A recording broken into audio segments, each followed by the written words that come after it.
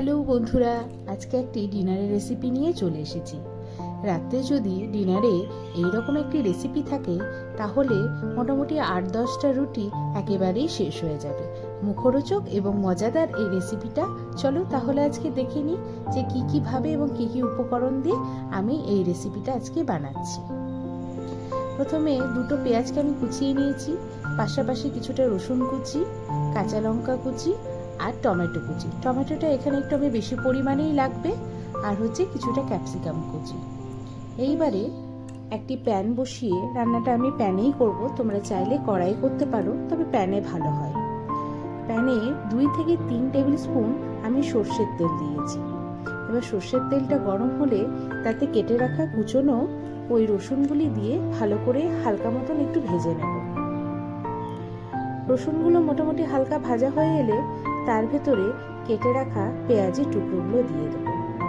এবার পেঁয়াজ এবং রসুনটাকে আমি একসাথে ভেজে নেব। পেঁয়াজটা যাতে নরম হয়ে যায় সেই জন্য আমি এখানে 1 চামচ লবণ ব্যবহার করছি। এবার লবণ দিয়ে ভালো মতন পেঁয়াজটাকে নেড়ে মোটামুটি হালকা ব্রাউন হয়ে এলে তার মধ্যে কুচনো লঙ্কা এবং কেটে রাখা ক্যাপসিকামগুলিকে দিয়ে ওগুলোকেও আমি ভালো মতন ভেজে নেব। বেশ কিছুক্ষণ পর দেখুন ক্যাপসিকাম, লঙ্কা এবং পেঁয়াজটা আমার ভালো মতনই ভাজা হয়ে গেছে। এবার আমি কেটে রাখা টমেটোর টুকরোগুলোকে দিয়ে দিলাম। আপনারা আরও বেশি টমেটো যদি পারেন তো দিতে পারেন, তবে এটা টমেটোর পরিমাণটা একটু বেশিই লাগে। এরপরে আমি আর একটু নুন দিয়ে দিলাম যাতে টমেটোটাও ওর সাথে গলে যায়। এবার কিছুক্ষণ এটাকে ঢাকা দিয়ে আমি রান্না করে নেব। এবার ঢাকা খোলার পর দেখুন টমেটোটা আমার গলে গেছে, বেশ বাদবাকি সবজিগুলোও ভাজা হয়ে গেছে। এরপর ওর ভেতরে আমি কিছু গুঁড়ো মশলা অ্যাড করছি। পরিমাণ মতন হলুদ দিচ্ছি, 1 চামচ থেকে 1.5 চামচ আমি জিরে গুঁড়ো, একটু কাশ্মীরি মির্চ আর একটু সামান্য পরিমাণে আমি জল দেব যাতে আমার মশলাগুলো পুড়ে না যায়। এবার ভালো করে মশলাটাকে আমি কষিয়ে নেব। মশলাটা দেখুন আমার কষা হয়ে গেছে, তেল ছাড়তে শুরু করেছে। এবার একটা একটা করে ডিম আমি বাটিতে ভেঙে নিয়েছি এবং আলতোভাবে আমি ওই মশলার উপরে দিয়ে দেব। এই সময় গ্যাসের ফ্লেমটা কিন্তু একদমই লোতে রাখবেন।